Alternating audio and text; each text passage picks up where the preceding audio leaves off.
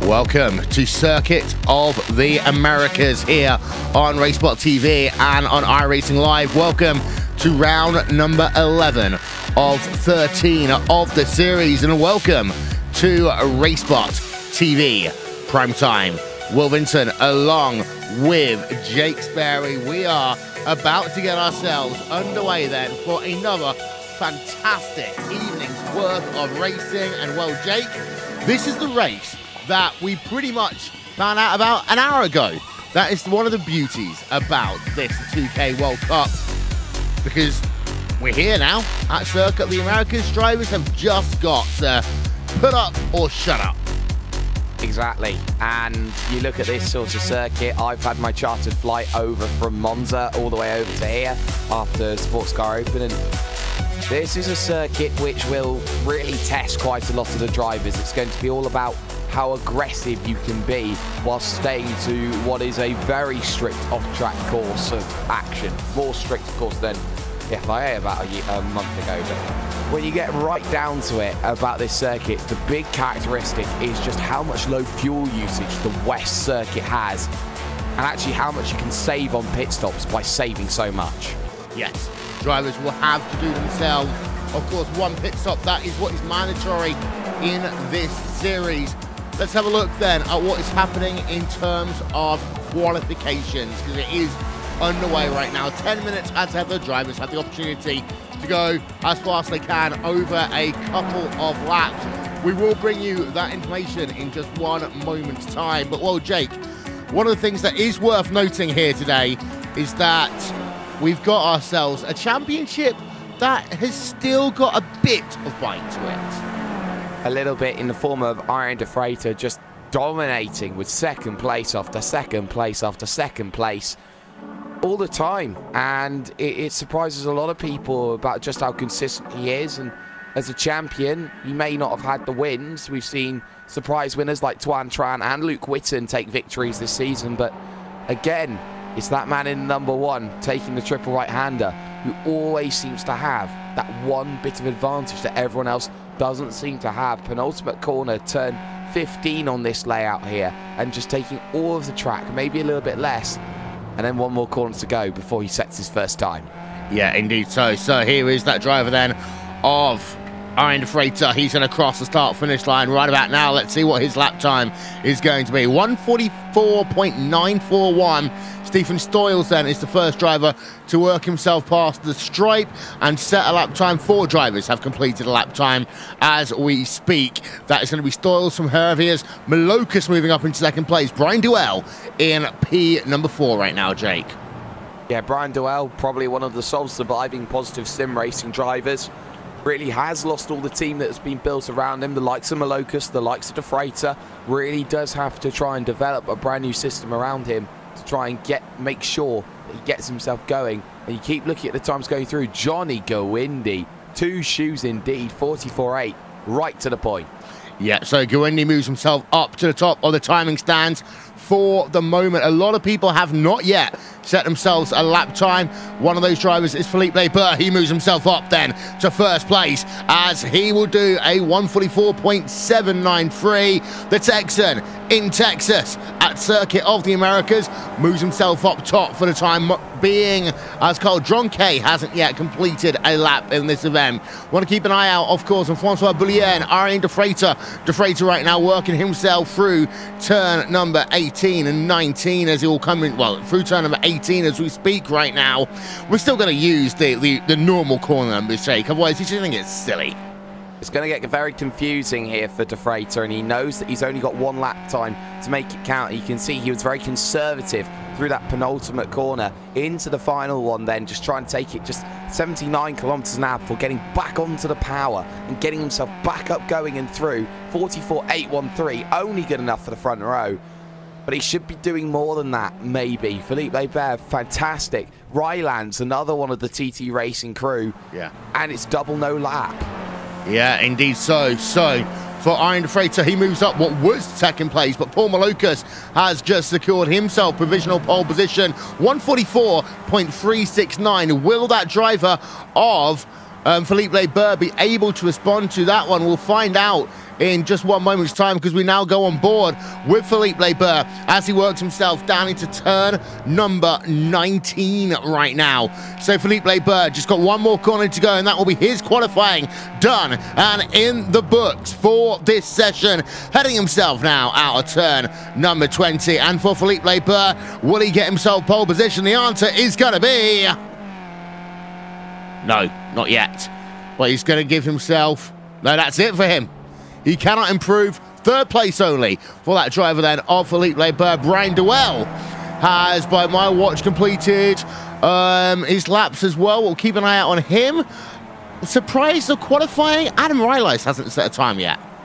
Well, no, he's messed up both of his laps, so I don't think there's going to be any chance of him going through. So that's going to be something very interesting to keep an eye out on. Fahim Antonides has, in theory, 1 more lap, but I think he's botched that as well. In fact, no, he's having technical difficulties, which is stopping him from setting those laps. But nobody else setting a lap time on circuit. It looks pretty done and dusted from my view, Will. Yeah, we've been riding on board then with Adam Rylas as he has been turning in another lap, trying to work himself towards the start-finish line. That New Zealand driver in the number 180 machine. So qualifying for the most part is now going to be classified as in the books here from Circuit of the Americas. Biggest surprise really is, I would say, the fact that Arian Freitas all the way down in P number 5. It's a surprise, yes, in some respects, but you also have to say it's a surprise in the fact that De Freitas is half a second off the pace here compared to his teammate Paul Malocas. So De Freitas got a lot of work that he needs to do in the middle of this race, but on strategy, on keeping himself in the fight, there's no other better driver in the world at doing that in Skip Barber's than Arian De Freitas. I think that he definitely has a chance of gaining positions early in this event, especially with the nature of turn number 1. So then, Jake, top 3 tips for this race. Go. Save fuel, save fuel, save fuel. That was easy, wasn't it? It is. I saw a race once with the Pro Mazdas back in the day, and the race went so light on fuel that everyone had to take a mandatory amount of fuel, and it got to the final lap and people were diving down into the pits just to take legitimately a litre of fuel and go, and the race was spoiled because the race winner, who I won't name names, in iRacing Justin Brunner, forgot to take fuel. Yeah, here we are then. Let's look at the track. It is 2.6 miles in length here today, 16 tons. We're racing for 23 laps here today. One thing that's worth noting, Jake, is it's pretty windy out there. 29 km/h winds here. Track temp at, the air temp at 24 degrees Celsius and 50% relative humidity. Well, that wind is definitely going to be a massive factor when you get up to the likes of turn number 1 out on circuit, because it's massively uphill and then you're going straight back the other way massively downhill. So you could be going up into a crosswind, which is a nightmare, a headwind, which could be a very difficult thing because that turns into a tailwind on the way down. No matter which way you do, a heavy wind here today changes the characteristics of the game.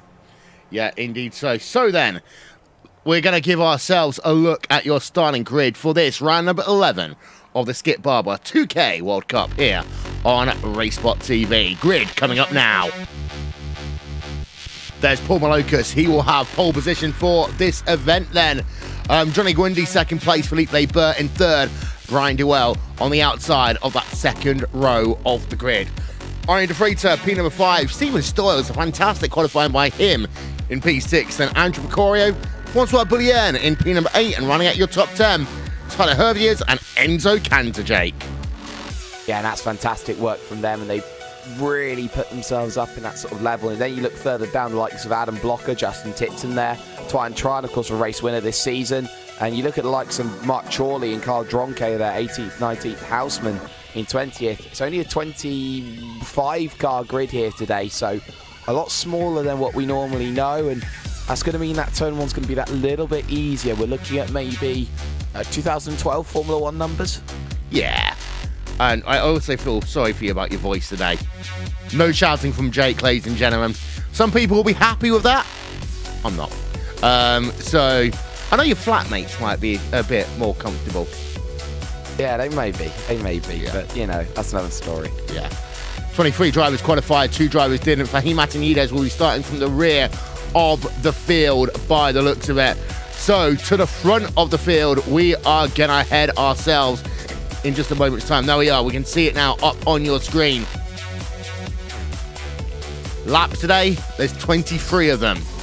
That's what the drivers will be doing here at fantastic, beautiful Circuit of the Americas. As Jake said, aim of the race, save fuel, and then try and save just a little bit more afterwards. Of course, the first part of that is going to be surviving turn number 1, surviving the first section of this racetrack. And as I said at the top of the broadcast, there's no run down to turn 12 to help you today. So that means that you're going to have to do all your passing really down at turn number 1, or be a bit like Max Verstappen. Just make sure you don't get all 4 wheels off the track down at turn number 18. Drivers are now lined up waiting on one or two more, and then we'll be ready to go racing here at Circuit of the Americas. This is RaceBot TV prime time. It is the Skip Barber 2K World Cup. The lights go on top of the iRacing.com gantry. We get ready for racing here at Circuit of the Americas. Lights go on. The lights go green. We're racing. A bit of a slow start down the rear end of your field, but out the front, you've got yourself status quo for the time being in towards turn number one. The drivers will head themselves for the first time. Paul Malocas is actually going to be under attack there by Johnny Gwindy as they work through turn number one for the first time. Johnny Gwindy will take the race lead away then, and Felipe Barber moves himself up into second place as well. So not a good start there by the driver of Paul Malocas. He's fallen down from P number one down into P number three in the space of the first couple of corners.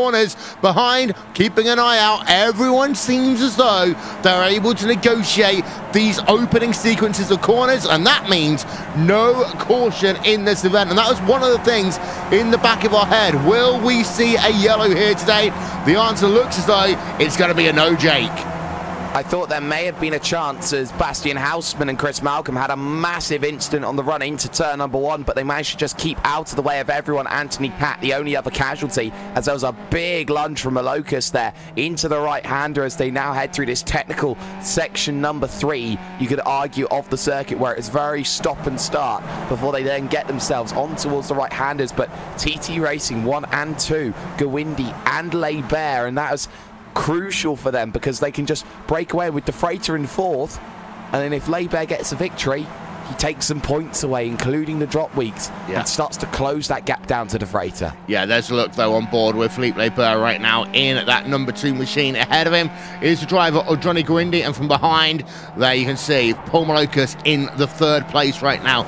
Iron Freighter has moved himself up 1 position. He now runs himself in the 4th spot in this event. Early casualties, well, Chris Malcolm is out. He's on pit road. Enzo Cantor started from the rear of the field in this motor race. So lap number 1 is scored complete on RaceBot TV. Don't forget, you can view live timing and scoring. Just visit racebot.tv/timing and get social with us on social media as well. On Facebook /RaceBot TV, on Twitter @RaceBot TV. Having looked down your field, you've got a couple of early battles going on. My eye just turned over to Carl Dronke versus Rob Adams there for 13th place. And it seems to be we haven't really got too much in forms of massive packs. We've got 1 or 2 drivers in the mid pack, then 1 or 2 drivers, then 1 or 2 drivers.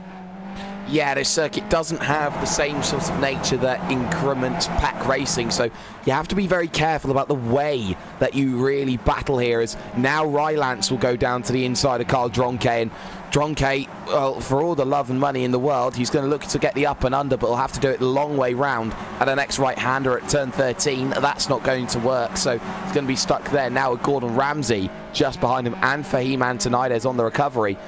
But this is the sort of race you've got to be careful about, because the moment that you start not making moves, you're going backwards in this event. You can very easily drop 4 or 5 positions. Take Mick Watson in the 666, for example. He's already up 4 today, making massive inroads. Take someone like Tuan Tran, he's already -5.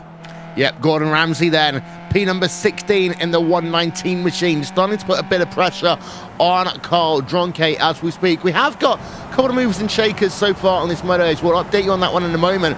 I did turn my attention back to Arian de Freighter a moment ago because he is still within touching distance of your leaders. P number 1 and 2 separated by 3 tenths of a second.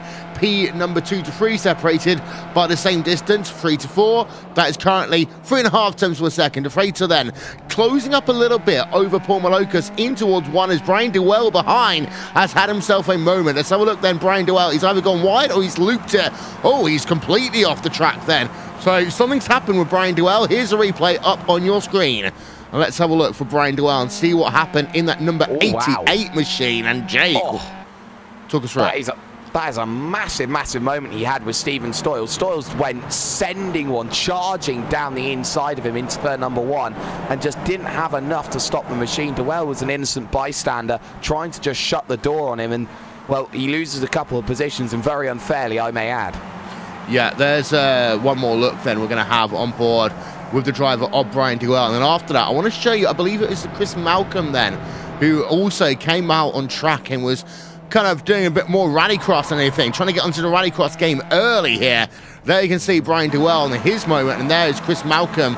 I think he was just trying to keep out of he was just trying to keep out of everyone's way, because there is a field of drivers coming up behind him, and Chris Malcolm's like, you know what? I'm not quite sure. In fact, he overshot the corner to start with. And I was like, yeah, I'm just going to kind of ride in the dirt for a little bit, let everyone go past me. So that's an update then, as we're now on lap number 3 of 23 here at Circuit of the Americas. Through the final corner then, once again. Let's go back on board with the driver of Ariane de Freitas versus Paul Malocas, and nothing's really going to happen on the run down in towards turn number 1 between these two drivers. Adam Blocker versus Mick Watson is going on, but also we've got something for the race lead there. Philippe Leber had a half little move in towards turn number 1, didn't do anything on the end in terms of Blocker versus Mick Watson. I'm not sure whether Blocker's going to, he's not going to get there in towards turn number 1. No, he's not, and he's lost that position as well to the driver of Mick Watson, so he'll be hoping to get back at him, as Brian Dewell will be the next challenge for Mick Watson to get through, and then Justin Tipton on top of that. Mick Watson definitely making progress. It's clearly, though, a 4-car breakaway at the front of the field, 2 seconds back to Stephen Stoyles, Francois Boulian, Andrew Picario et al.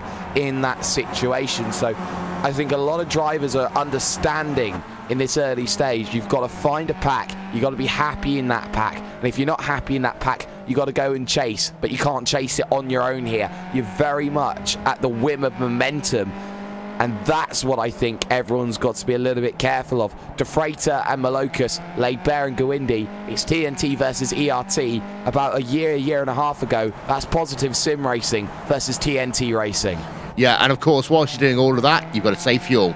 We go on board with Andrew Picario right now in the number 168 machine, as he is just behind Francois Boulian in the Orion race team car, working themselves through turn number 18 as we speak. And as I said earlier, we're just going to use normal turn numbers here at COTA. No point trying to confuse ourselves with what turn number 18 translates into on the West Circuit. Down towards then, final corner, Andrew Picario, nothing really happening between these guys just yet, although Francois Boulian does get a good run as the drivers will navigate themselves out the final corner towards turn number 1 once again. Has Francois Boulian got enough momentum to try and sling it down the inside of Stephen Stoyles, maybe repay the favour that happened, of course, earlier on in this event? What's going on, Jay? Oh, we've got side-by-side Leber. Hello, and now 3 wide for second as Ariane de Freitas wants to get down to the inside. Malocas looked at a race lead into turn 1, out of turn 1, he's suddenly back in 4th position. It's just like that. Yeah, so all of a sudden there is 1, 2, 3 wide in towards turn number 1. Number 4 machine down on the inside. Paul Malocas in the middle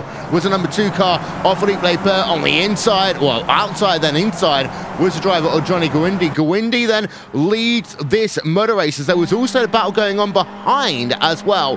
Paul Malocas moves up ahead of the driver of Stephen Stoyles. We'll show that to you again on replay in just 1 moment's time. Outside line, braking later. Sometimes the outside line in a car like this in particular does work very well, because it means you basically got the entire runoff area as your safety net. And let's have a look then at what's the situation behind.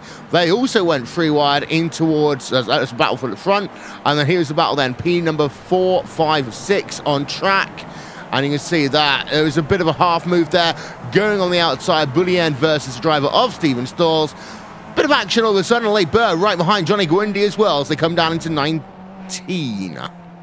Yeah, a lot of action going on then up and down the field. Andrew Picario as well. I think he's got suspension damage or something, because he had contact with the likes of Stoyles and Boulian, and he was the innocent bystander, and he'll have to come down, dive onto the lane. He will. He'll get his 1 fast repair out of the way on lap 5.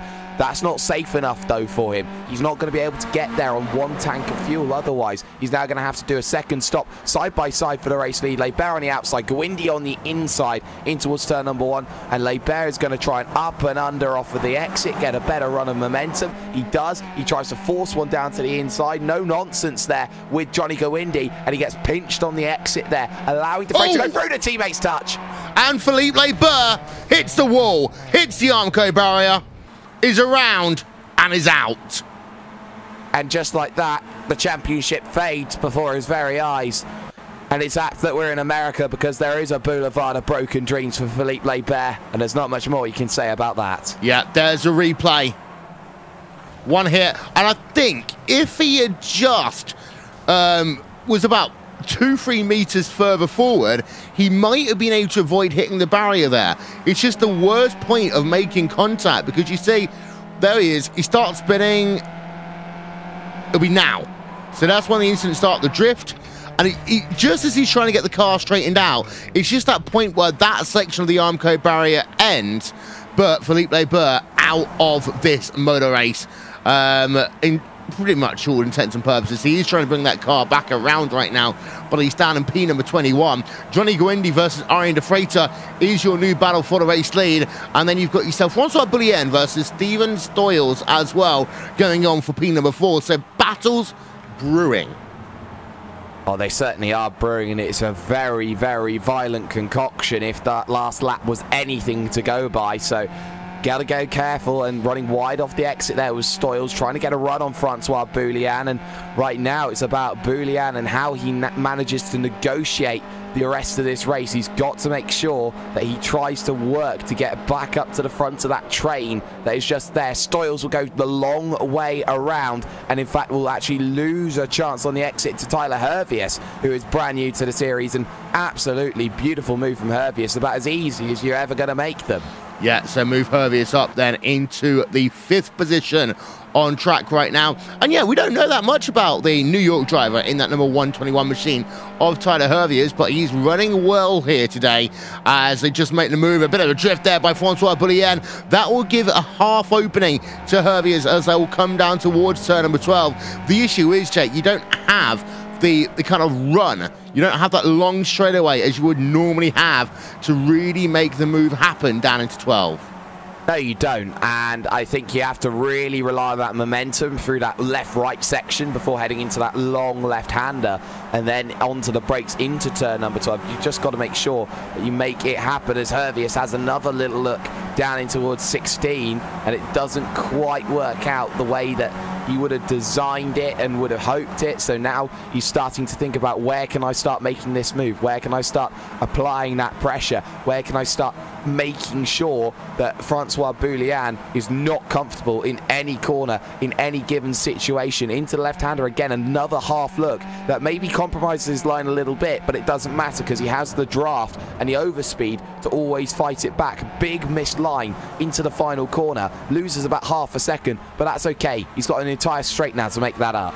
He has indeed, but Steven Stoyles did look very close actually on the run down in towards turn number 1. They will come once again, and Steven Stoyles, is he going to sling it down the inside? He's done it once already today, covered that move, did Tyler Hervius, but now they all losing time because they're trying to cover and play that cover defense. But as they do so, they're just allowing Francois Boullion to pull out more of a gap. He's gained 8 tenths of a second and half a lap right now, as P5, 6, and 7 has really bunched itself up. Just to let you know, out front, Arian De Freitas still battling out with Johnny Guindi for the race lead. Yeah, he certainly is at the moment, and he's doing a very good job of holding on to Johnny Guindi. I thought he'd try and break away when he pulled half a second out, but Arian De Freitas not going to let him have any sort of space at all, as he looks to try and assert himself as the alpha male at the front of the field. And Johnny Guindi right now, you would have to say in this situation, is just hoping to try and score some very, very solid points and some very solid results on top of that as well. He got a win earlier on this season at Oran Park Raceway. He wants to try and get a second win when it comes to this season. And you know what? I think this is probably going to be his best opportunity all year. Yeah, just give you an update on some of the retirees out of this event today. We have got Chris Malcolm, Felipe Barber, extended stint on pit road right now. Andreas Robertson, he's back out on track, classified as 1 lap down. As we've also got Andrew Pecori and Anthony Catt. They are both classified towards the rear of the field following incidents, but only 2 drivers officially classified as out of this event right now. Rylance versus Brian Hewell on the running towards turn number 1. Let's go on board of him for a moment. Rylance moving down to the inside. And the pass. Nice and easy there by the looks of it. Should be, yeah, he does hit the brakes, so that was easy then. moves himself ahead of Brian Duell. We've got Francois Boulien, though. He's under attack. He's being passed there by Tyler Herviers. Herviers will be on the outside as they come through the S's. They'll stay side by side for the moment. Francois Boulien just able to hold on, but this one isn't over. Let's go and have a look from the rear of Francois Boulien, because now he's under attack again from this huge gaggle of cars. Exactly, and it only grows more and more. And that's a vehicle off there in a very weird position, and that's Paul Malocus of all people. Paul Malocus off, massive spin. Well, that was the freighter going through for the race lead. Guindi shutting the door, and Malocus getting all over the curbs, out of shape, unsettled vehicle, does a massive donut to get back going. And I have to say, he's very grateful for those tyres being as massive as they are. Yep, here's the look, and you see no contact.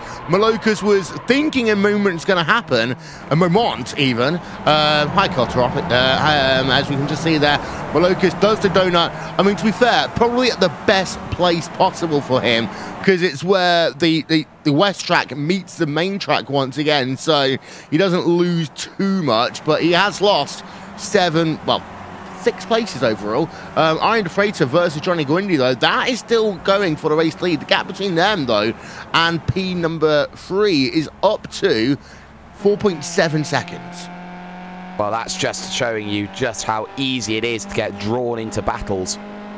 And when you do get drawn into battles here, Will, you have to be an incredibly crafty man to continue to gain pace and gain speed, as Guindi takes a massive, massive line into the corner, but sacrifices all momentum out of it. But behind that, you still look at the likes of Tipton, Rylance, the same sort of group of TT Racing, the sort of B team, you could argue at times, starting now to have to take effect, because they're missing their main man in the driver of Philippe Laibert. And, well, they're just stuck. You got Stoyles, Herviers, Boulien. It's so difficult to get to the front of the field, especially when most corners are one-line suits all and passing corners for about half the lap. Yeah, and that's the issue with this West version of the racetrack. You don't have those long straightaways, which does put passing more at a premium, as you see your gaggle of drivers heading themselves through turn number 12. Turn 12 towards the end of the race, well, sorry, in terms of the end of the track, is exactly the same. You just skip out. And I actually don't understand in some ways why the West track even exists, Jake, because you're missing what I think is one of the most important features of COTA, that long straightaway. Exactly. And I think that there are some elements to it. I think that part of the reason why COTA West does exist is to promote maybe smaller formula races, very similar to the example of Brands Hatch having an Indy circuit, very similar to the fact of Silverstone having a national circuit or a southern circuit or whatever sort of circuit. I think a lot of series can learn and develop from having certain areas, and certain machines like a Skip Barber can sometimes fall afoul of being swamped on a straight and basically spending half a minute just sitting at full throttle, and sometimes for drivers that's not the exciting part of a race. So they shorten the track, they make it a lot better, they make it a lot more difficult, I think, for drivers to overtake, and it means that more class has to be shown in lower formulas. Brian Duell's on pit road. First major taker on towards pit road today. So he is then into his pit stall. Let's keep an eye out. Let's say you generally expect around 12 to 14 seconds for a pit stop here. And we can just see, ticking over, 14.2 seconds. Out of the way will go Brian Duell then in that number 88 machine. I am just wondering in the back of my head, Jake, how many people are doing this whole fuel saving game, do you think? That's a difficult suggestion, because it depends on who wants to be gaining positions up through the field. I don't think someone like Herviers is. I think Stoyles is. Boulien is being forced not to in certain situations right now, but definitely Tipton and Rylance I'd definitely put to it. And I'd say De Freitas thought about it, and now Johnny Guindi's just going to sit there and wait at the front of the field, play that game, wait that game, and hope to get a good run in towards turn number 1, where if he's the second man to pit in, he knows he's got an advantage. Yeah, indeed. So having a look then at Steven Stoyles versus Tyler Herviers. Herviers has been up and down a little bit today, but he's remained inside your top 7 drivers pretty much all race long, and they'll come through 19 once again. No one in this gaggle of cars looking as though they're going to make the dance on towards pit road. Through turn number 20 they come. Oh, we actually have got one of them coming on towards pit road. Just saw it on the rear end of my shot. That is Paul Malocus. He is coming in then and he's decided that he's had enough and he would rather just take his pit stop, get it out of the way. That can be, in a pack situation, Jake, a good idea, especially if you think you've got the pure race speed. And of course, Malokas, we've got to think about what happened with his tyres earlier on. Yeah, you certainly do, especially with the fact that he won't be changing them at any stage, but he'll definitely have a little bit more wear in comparison to everyone else after he maybe put a nice donut on the ring for someone to come and try and grab afterwards. But easy out and away, and a short out and away as well from Paul Malokas gets himself going. And where is he in comparison to, say, Brian Duell, I think is the bigger question, and is a mile, I think, is the comparison we're looking for. Yes, and here is a look at the gap then. 6.666 seconds. Well, our timing and scoring screen is showing that one a bit strangely, but yeah, he is ahead as we speak right now. Paul Malokas over Brian Duell, and 6 seconds, well, that was a gain by Paul Malokas. I'm having a look at the comparable times. He was 3 seconds faster. In fact, we haven't unfortunately got the full pit stop time for Brian Duell, because it looks as though the system glitching means that we've just got a 2.3 seconds, and if you're going to be 2.3 seconds on pit road, you know, there's a bigger issue in play. But let's have a look towards the front of your field. Hervius versus Stoyles then. What will be worth noting is, does any of this group come in? Yeah, Johnny Gawindi will come in from your race lead. I was thinking, is anyone trying to cover Paul Malokas, or expecting everyone to try and come on towards pit road this time by? And Gawindi comes down. And we've also got Francois Boulien on the lane at the same time. Yeah, we do, and what we are seeing is also Adam Blocker and Mick Watson. So drivers thinking now, lap 12 or 23, we're getting towards the end of the cycle. We only need so much fuel. We've got to go and save it. We've got to get going. Malokas is making his way through traffic. The likes of Tuan Tran, he's easily made a way through. Precario maybe is the next vehicle that he's got to start negotiating, worrying about, and vehicles will be looking to try and get out and away as quickly as they possibly can. There goes Gawindi then, the race leader incarnate as things stand. Mr. Two Shoes, the Mexican driver, gets himself in a nice little spot of clean air, he thought, in towards turn number 1, but the room was going to be given on the exit by Bastian Hausmann, who now wants a fight. Yeah, Francois Boulien does his pit stop. A long stop, actually, for Boulien, which is why Adam Blocker is now right behind him. Blocker doing a 12.1 second pit stop. They both, however, end up ahead of the driver of Brian Duell. Back towards the front part of your field for a moment. We've got Steven Stalls in second place, Tyler Hervius in the 3rd position. Adam Riley is right behind the 2 going on there. Enzo Cantor and Johnny Gawindi have both pitted. Johnny Gawindi right now is in P number 11. Worth noting that Enzo Cantor pitted a long time ago. In fact, he started on pit road, which is why it's showing him as having a pit stop on live timing and scoring here on RaceSpot TV. Just having a look, does anyone come in towards pit road? Yes, we're going to get one more driver in this time by. That'll be the driver of Tyler Hervius. There's a little bit of, shall we go in? Shall we not go in? Shall we go together? Shall we not go together? Hervius decides to come in by himself. And Justin Tipton also on towards pit road. After you, my lord. No, after you, my lord, I think is what we're trying to establish in this situation. So Tipton in, Hervius in, and Hervius needing to come out ideally in a very nice situation. Francois Boulien, I think, is the driver he wants to be up there against and going side by side. Boulien now heading through the final corner, looking to get his run through in towards turn at number 1 right about now. And the question is, how long is it going to take? How long is it going to be? Well, Cantor's coming out of the lane, or coming into the lane, shall we say. Tipton's out. Dronke's out. Dronke's clips quite a few people in that stop. Yeah, indeed. There is Hervius, by the way, out of the way. 14.1 second. Andrew Pecora, 8.5 seconds. That's the reason why he's at the front of this gaggle of cars for the time being, because he had basically put the boots on as quickly as possible. By boots, of course, I mean fuel, because there is no boots changed in this series, of course. It is fuel only these drivers will take. Bit of a wiggle by Arjen de Freitas as he works himself through turn number 18 once again. We'll give you a full rundown on pit stops in just one moment's time here on RaceSpot TV. We've seen a couple of them happen. We've got ourselves Johnny Gawindi, of course, as the highest placed driver of those who have pitted. Arjen de Freitas does, however, come on towards pit road this time by. So now the battle for the over a race lead gets a bit more interesting. That was very slow in. I have to say, that was slow on towards pit road by De Freitas.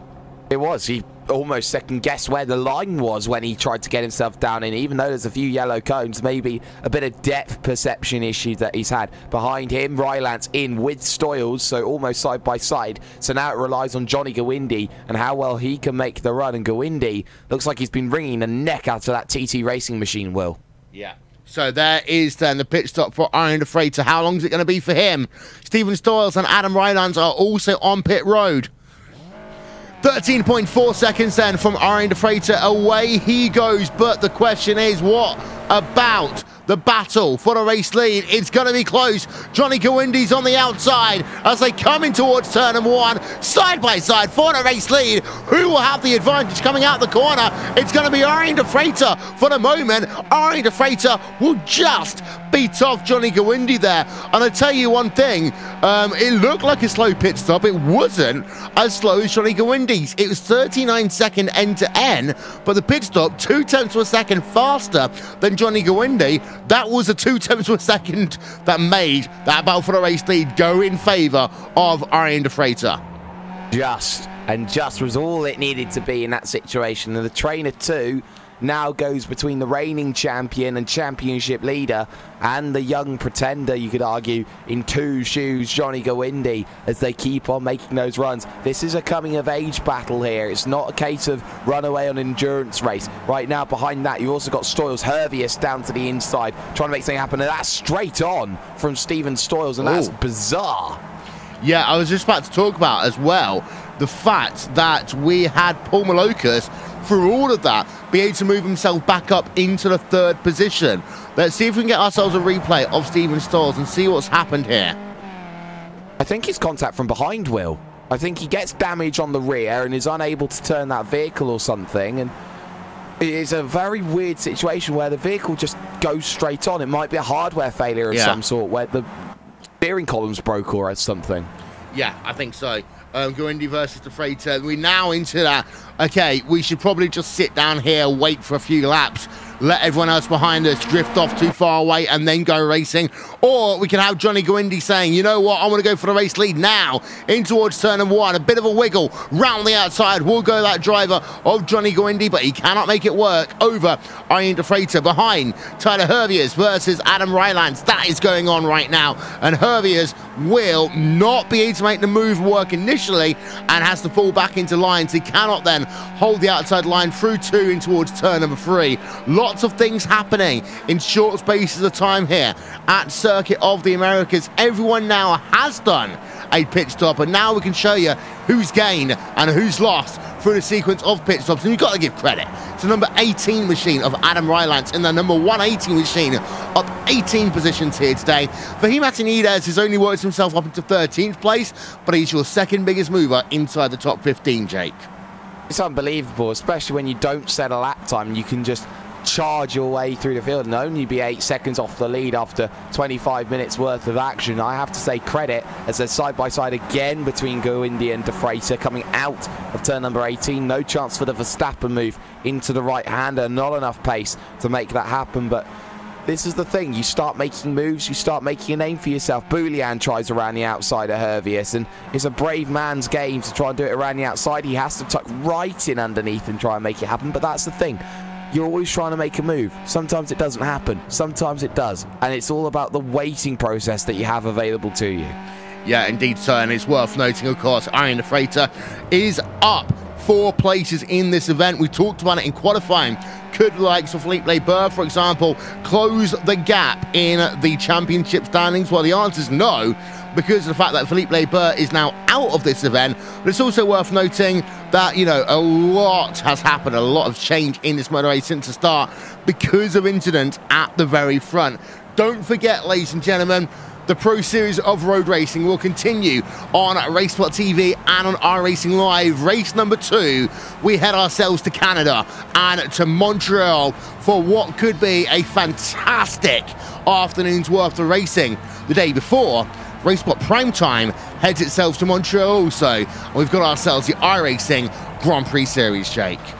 And that's a fantastic series that is arguably the perfect prelude, you could argue, to the road to pro, and everyone trying to get that last bit of practice, maybe a bit of real-world experience, see how the competition is really faring up before you get into a situation where you're putting points on the line, your championship stakes on the line. And I think a lot of teams are hoping to try and get in, and it's amazing to see just how many efforts of drivers that you've seen all throughout the year finally culminates at the road to pro. The final challenge of all the worthy sim racers standing at the bottom of the hill thinking, I could be Martin Kroenke one day.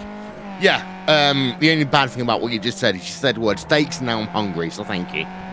No worries. Neil Bontemps, just have a look at the rear of the field here versus Mark Jawley.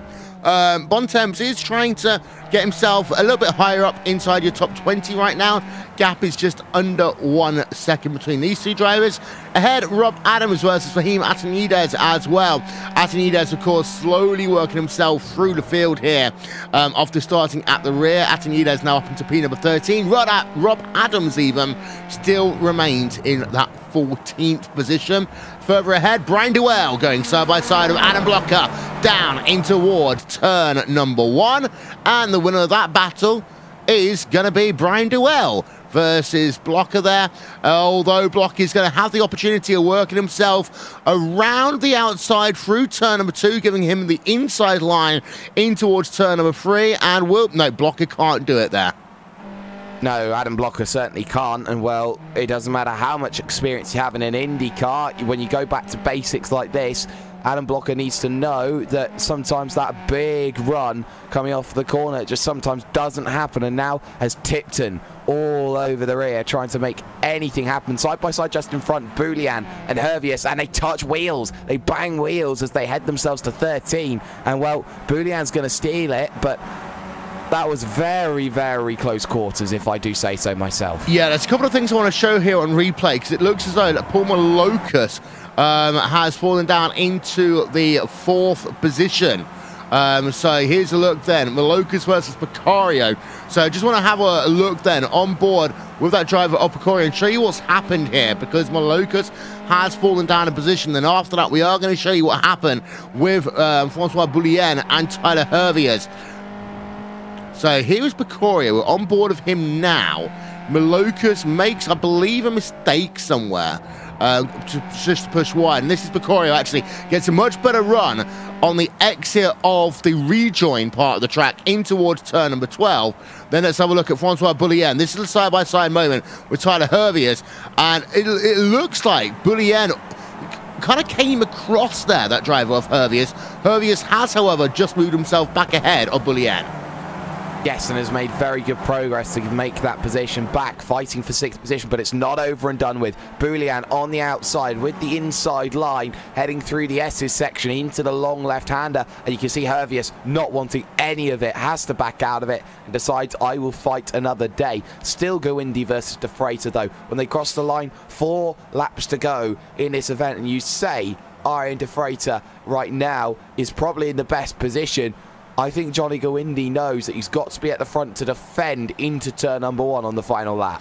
Yeah, as there's a look at the lap comparisons there between Francois Boulian and Tyler Hervius, and it does look as though Hervius just is staying with Boulian. It's worth noting, though, they have lost time now to Adam Rylance at al. Paul Malocus, Andrew Picario, but we are coming down to the last few laps here in this motor race. There'll be 4 to go at the line. We're on board with Johnny Go-Indy right now as he is trying to stay in contact with Ryan De Freitas. Of course, well, we thought Go-Indy versus De Freitas was going to be close. It was very close out of pit lane. They were side by side heading towards turn number 1, despite the fact that Johnny Go-Indy had, of course, the overspeed by being able to have this straight to build up the momentum in towards that first corner. Iron De Freitas with the tighter inside line just managed to make it work for him, Jake. Yeah, he did, and I think the corner naturally opens itself up to a lot of defenses, some very aggressive ones and very defensive aggressives in term defensive aggressives. That's the biggest double negative I think I could have ever put in my entire life, and I think I will be assassinated at some stage for that. But what I'm trying to get at here is that there are a lot of places where you can very easily make a nice safe defense and a very difficult and more challenging defense, and I think we're seeing the best of both worlds from De Freitas and Gowindi, and I think both of them aren't too scared to really fight it, but Gowindi is really fighting against that vehicle at every single given moment. He tries to make the move. Adam Blocker versus Brian Dewell. That one has been going on once again. Blocker versus Dewell was side by side through sector number 1. Blocker's fallen back down into 8th position. Dewell up into P number 7. Blocker looks himself to the inside line down in towards turn number 12, but can't really get any momentum to do anything. It was just a kind of play fake dummy that you often see, especially towards the end of the motor race. So Francois Boulien versus Tyler Herviers. That's happening for P number 5 and 6. Brian Dewell versus Adam Blocker. That's going on for P number 7 and 8 right now. Mick Watson versus Carl Dronke. That's going on for P number 10 and 11. You got yourself Andrew Picorio. He's just made a second pit stop on this motor race, and he's now about just ahead of Enzo Cantor. So Cantor might be looking to try and do something there. And then, of course, finally, you got your battle for your race lead and your battle for P number 3 and 4. So lots of, as I said earlier, micro battles going on here today as we come down to 3 to go. On board of Malokas versus Adam Rylance. On board, definitely indeed, and well, the battle going on for the podium. Rylance knows he wants to break the Evolution Racing Team stranglehold with 2 on the podium right now, and wants to make it 2 TT drivers, and very, very loose in through turn number 1 with Paul Malokas. That's going to allow Rylance a good run in through 3 to really set up the opportunity in through the S's section. Looks to the outside, won't be able to make the move, but he can run very close on the run towards 12 and 13. You can indeed. That is how close they are right now. You've got Picorio, by the way. He has just lost that position to Enzo Cantor.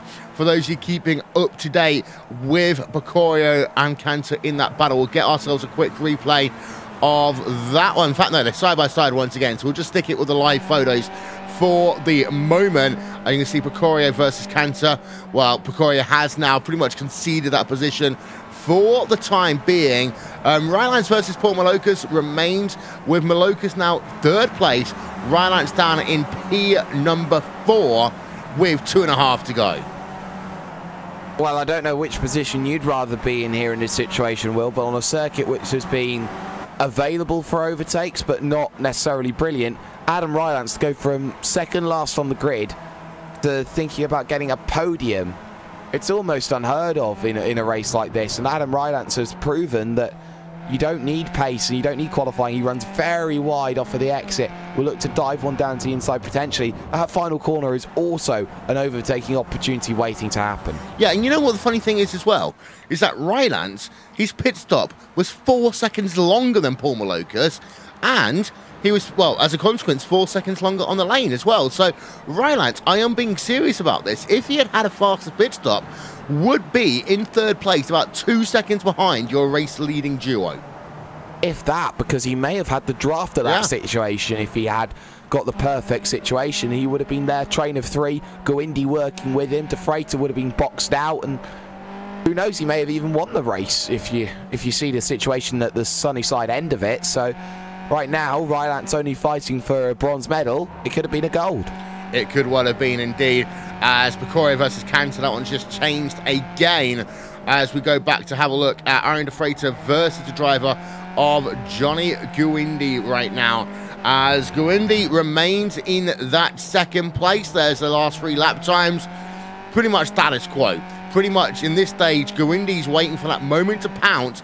But do you pounce at turn 20 this lap? Do you pounce at turn number 1 of the next lap? When do you make the pass if you're going to make it happen, Jake?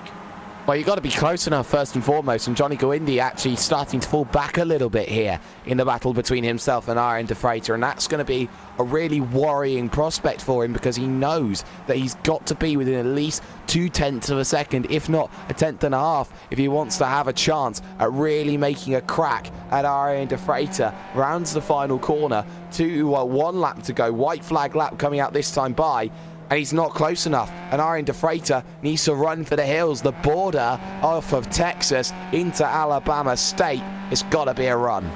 Yeah, as here is Gowindi then, nowhere near close enough. He would have to literally sling it down the inside from 4 car lengths back, and he's not going to do that. He does close up, though, through turn number 1. We go on board of him once again. Final lap here on RaceBot TV and iRacing Live, the Skip Barber 2K World Cup. And last time by, he did lose 0.2 of a second. Did that driver of Johnny Gowindi. So, here we are, final lap then. What's going to happen as they work themselves through? Behind, Malokas is in 3rd place. Adam Rylance in 4th. That's what I want to keep an eye on. Herbius is back ahead of Francois Boulien. That's one that we need to keep an eye out on as well. If anything changes, we will let you know. Tipton versus the driver of Brian Dewell. That's one that's going on as we speak as well. In fact, you've got Adam Blocker and Mick Watson potentially can make that a 4-car situation towards the end of this event. Back on board one more time, Johnny Gowindi. He's not been able to do anything, and I would say at this stage, unless he is a mistake by Arian de Freitas, Johnny Gowindi has not got the legs to win this motor race. Adam Rylance versus Paul Malokas. They are just behind right now. Malokas holding on to that 3rd position. Rylance struggling to find an avenue, a way through as they work themselves through turn number 16. Here is Arian de Freitas then, working himself through turn number 19 for the final time, and he works himself in towards 20 for the final time. It'll be Arian de Freitas who will score a victory here on Sunday night, Skippies, the 2K World Cup. That'll be Arian de Freitas. They are side by side though, behind for 3rd place. Malokas versus Adam Rylance, and at the line, who's going to get it? It's going to be, I think, Paul Malokas, but that was a photo finish. 1/1000th of a second for P number 3. If that, Will. I've got equal timings here on my screen. My goodness, what a scrap to the end between the pair of them. And I think we need an ultra slow-mo to see who's got the inch in front of everybody else, who's put an extra layer of paint on their front nose, and the answer is Paul Malokas, very simply put. Yeah, there's a look at these two drivers. You can see they're side by side into 19, side by side out of 20. And let's see how close we can get there. You can see just after the start finish line, there was still pretty much nose to tail, but that is Paul Malokas then. He does just, and I mean just, get ahead of that driver of Adam Rylance, and I make it 1/1000th of a second. Timing and scoring does of course measure just 3 decimal points, but I would say that one is very, very close. And here's a look then as they cross the start finish line, and there is a look. A couple of inches at the very, very most, I would say, for that one. Tyler Hervius, by the way, scored his little victory over Francois Boulien. They've been battling it out for most of the afternoon. Dewell, Tipton, Blocker, and Mick Watson. We expected something close between them. Nothing happened. But, of course, we had that fantastic run to the flag for 3rd place. And here's a look, then, at your final race result. Arian de Freitas, 0.6 of a second. He wins over Johnny Gowindi. Paul Malokas and Adam Rylance, 1/1000th of a second at the line. Photo finish cameras aplomb there. 5th place, Tyler Hervius. Francois Boulien in 6th. Brian Dewell, 7th. Justin Tipton in 8th. Adam Blocker in 9th. And Mick Watson rounding out your top 10. There's a look then at the rest of the results. Biggest story out of today, Jake, I would say, is going to be the fact that Adam Rylance came within 1/1000th of a second from going from the rear of the grid to the podium. Yeah, it's been a fantastic drive from Adam Rylance, and take no credit away from him. He's deserved to make all the positions that he's done through some very dedicated and quick-witted driving in a field that hasn't been all blown out of proportion. He had to work hard and scrap and claw and fight and tooth his way through every single position. And you have to say, driver of the day candidate, yes, he got the better run out of turn number 20, but Paul Malokas proves an extra bit of paint. It's an ERT livery. They always have an extra bit of paint. Yeah. Philippe Leber, of course, that's your other big story of the day. He's down in P number 24. That will solidify the championship for Arian de Freitas. We're going to step aside for a moment here on RaceBot TV and on iRacing Live. Interviews when we get back.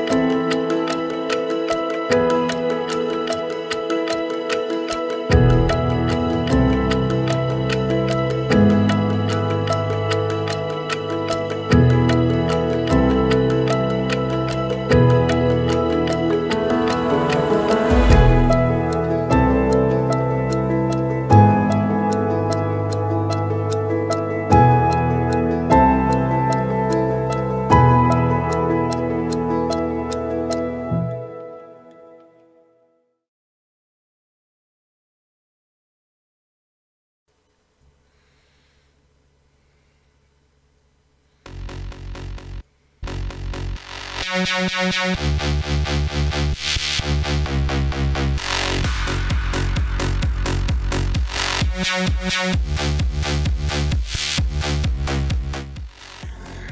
like Skippy, it's just like Jake's voice, is in the books then. It's done for another round. 2 more rounds remain in the championship.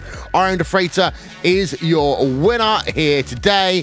We're going to talk to him in just one moment's time. But Jake, in terms of championship now, you know, this really is a case of welcome to the Freighter show.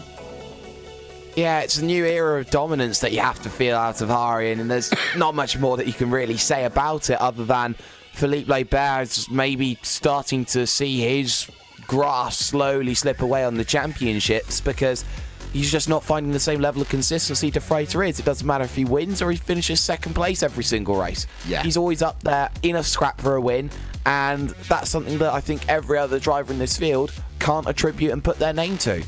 So we are going to have a chat, as you say, to that driver of Iron the Freighter who won the race here today. We just need to get the graphics ready.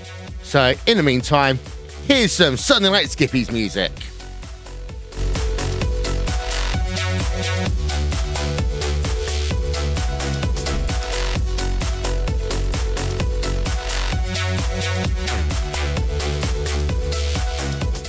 Iron the Freighter, you win big here today. In what, from P number 5 up to the race victory. It took a lot of work. There was a bit of a controversial moment in there as well, but talk us through your race. Yeah, what should I say? I messed up my qualifying. It's so easy to get an off track here, and I had an off track on my first lap, so I had to take it a bit easy on my second lap, and I did a bit too much, hence the 5th place.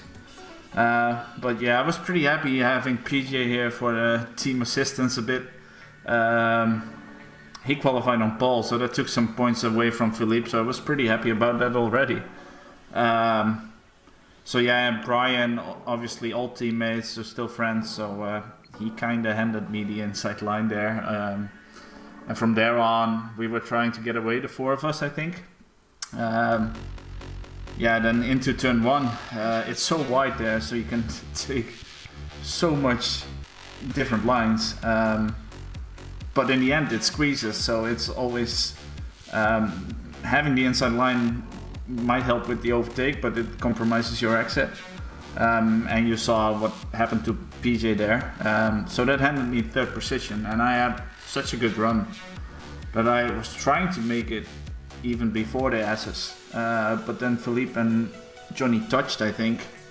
Don't know what happened exactly, I haven't seen it yet. And sent Philippe in the wall, and yeah, that practically handed me the championship. Not the nicest way to win, but a win is a win, right? So, yeah. From there on, the pit stops, I was taking it pretty easy.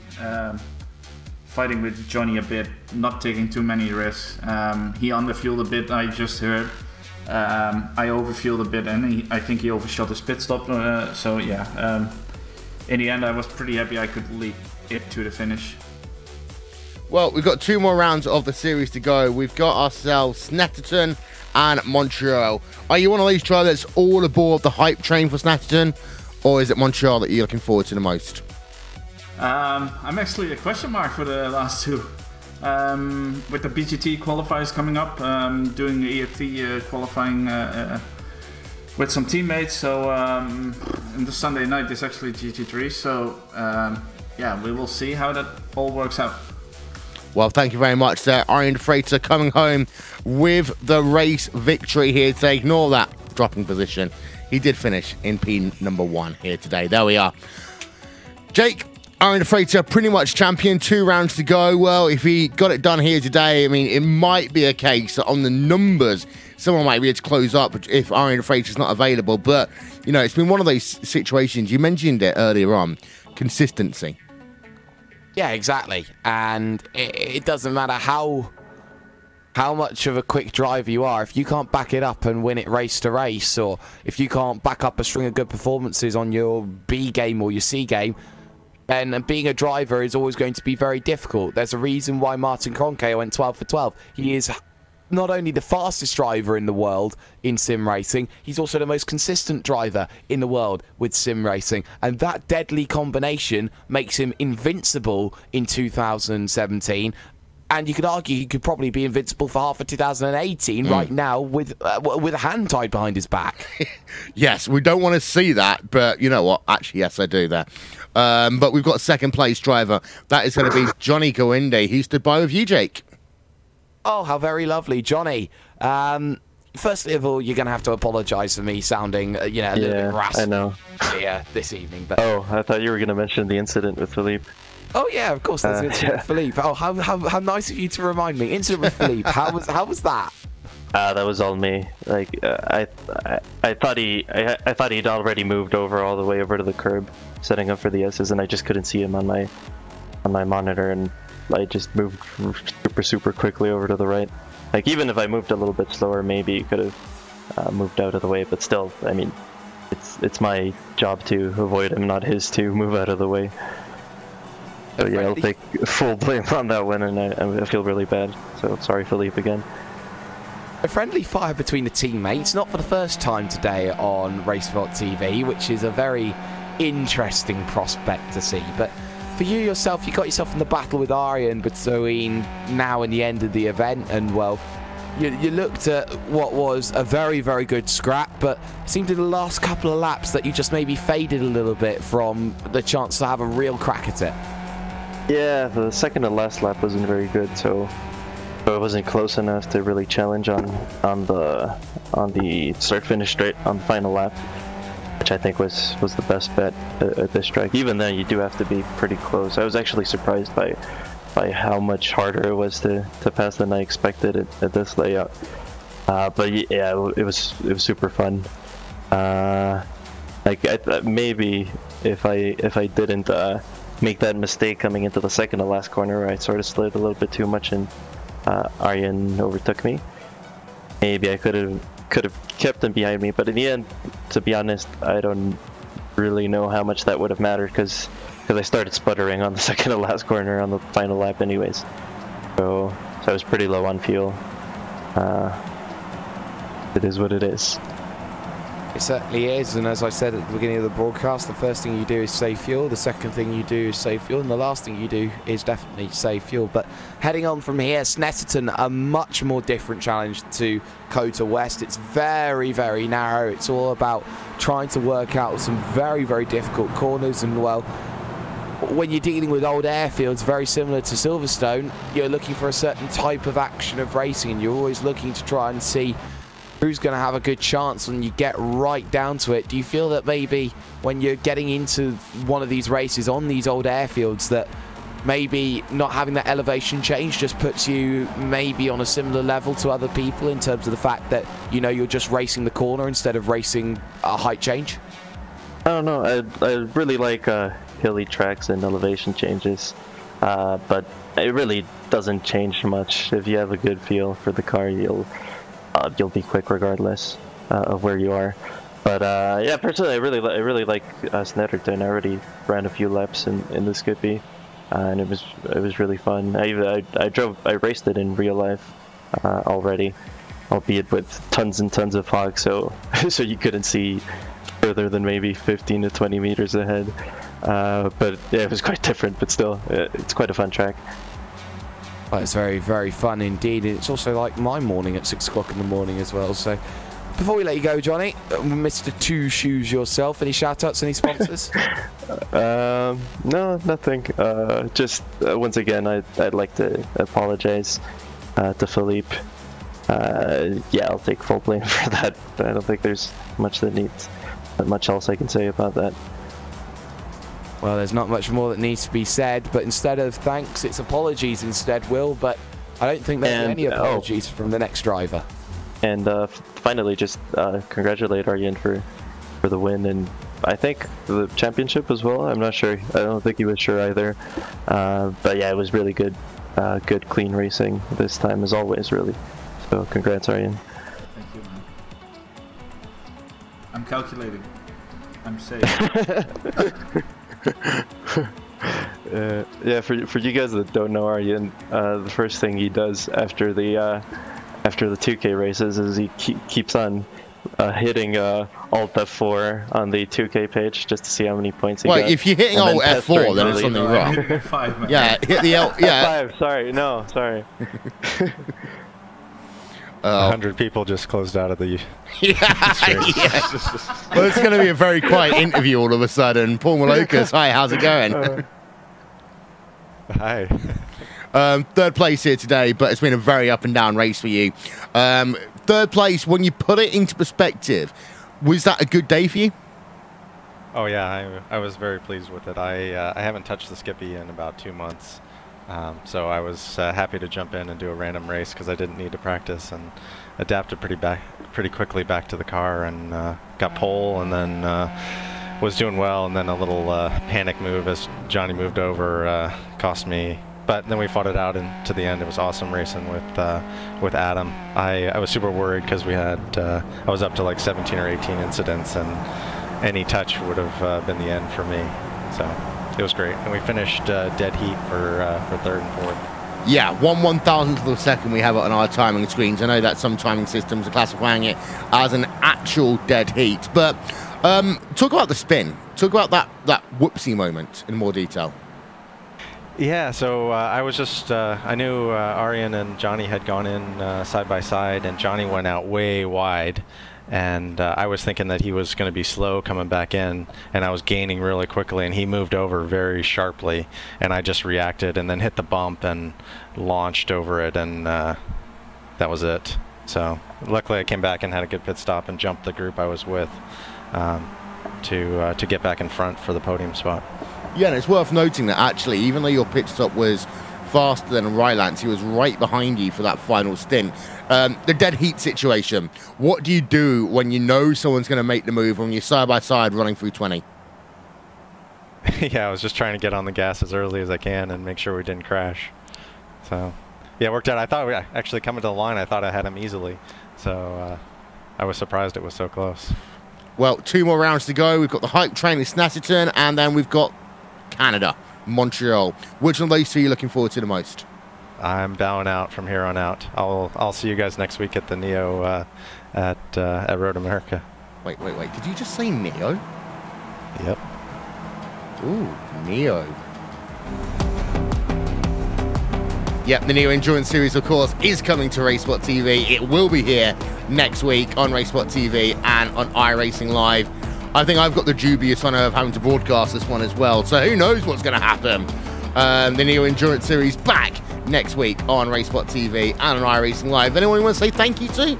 Shout outs? No, sponsors? I just want to say congrats to Arjen and you know, thanks to the guys at ERT. It's been great. I just moved over recently, and they've been fantastic. So way to go. I think Arjen may have wrapped it up. I'm not sure if he's for sure or not got the championship, but it's close. Have you hit the old F4 button enough yet, Arjen? No, it's 100% true now. There Have you you go. done it? Congratulations, man. Congratulations. I feel like we needed a bit more of a fanfare there, Jake. Woo! Yeah. Really? Yeah. But yeah, Arjen de Freitas then is confirmed as your champion for the Skip Barber 2K World Cup for this season. Now, Arjen, we'll come back to you for a moment then. How does it feel being champ? Yeah, awesome.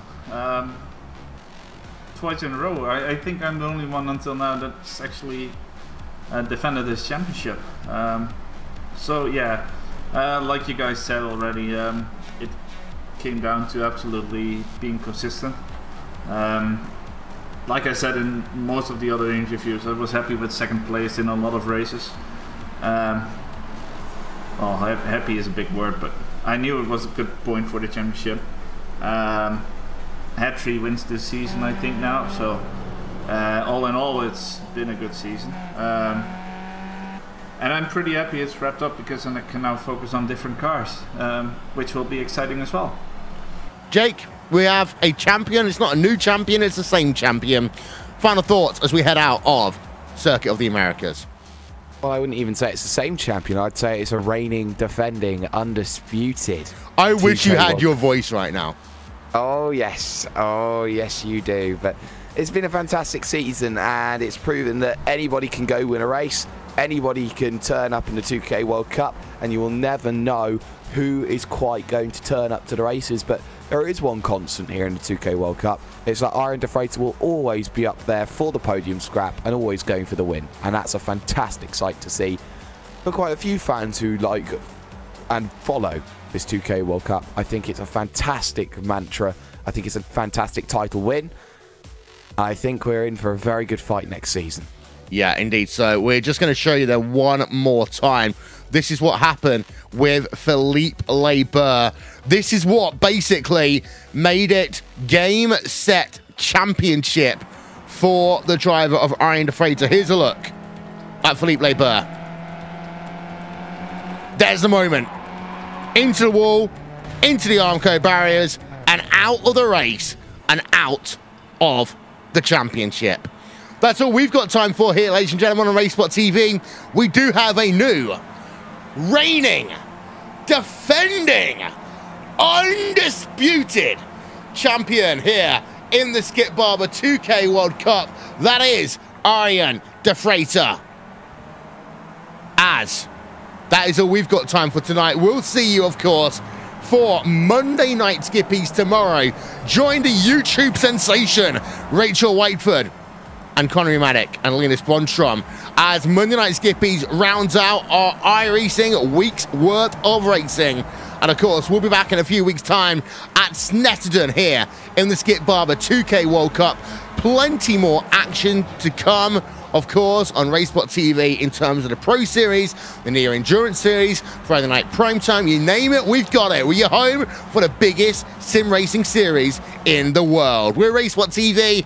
That guy is Jake Sperry. His voice is lying around the floor somewhere. I'm Will Vincent. We'll talk to you all next time. Good night.